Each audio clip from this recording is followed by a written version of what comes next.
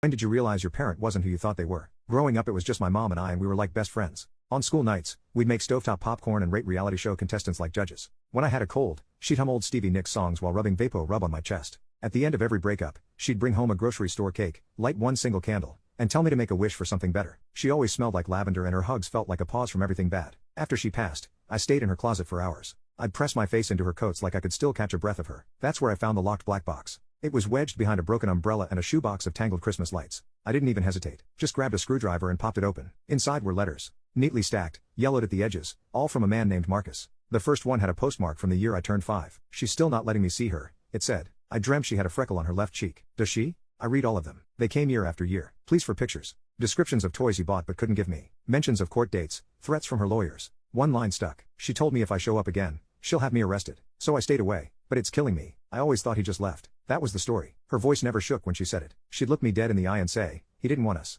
I sent a letter to the return address on the newest envelope. 2 weeks later, we met at a cafe off the highway. He was waiting when I walked in, sitting at a corner table with his hands wrapped around a chipped mug. He stood up fast when he saw me, then sat down just as quick, like he didn't trust his legs. Hey, I said. He nodded and smiled, but his eyes kept dropping to the table. His fingers kept twitching, like he didn't know what to do with them. The conversation was clumsy. I said too much at once. He barely finished any sentence. We both kept apologizing for interrupting each other. The silence between words felt heavier than the words themselves. The second time, he brought a binder. Inside were photos. One of him holding a newborn. Another of a toddler at the beach. Me. My curls were wet, and I was grinning at someone behind the camera. I wasn't supposed to be there, he said, pointing at the photo. But I could not go. We started meeting at a park near his house. Some days we walked. Some days we just sat and watched squirrels run across the grass. He always had snacks. One time he handed me a Capri Sun and said, your favorite used to be the wild cherry. I used to sneak them into your mom's grocery cart. I started calling him on Thursdays after work. He'd ask about my boss, my neighbor's annoying dog, the painting I'd been stuck on. He never gave advice unless I asked. Never pried. Once, we were planting tomatoes in his backyard. Dirt under our nails, sun on our necks, music playing low from the kitchen. I looked over and he had this peaceful, quiet smile. I miss this, he said.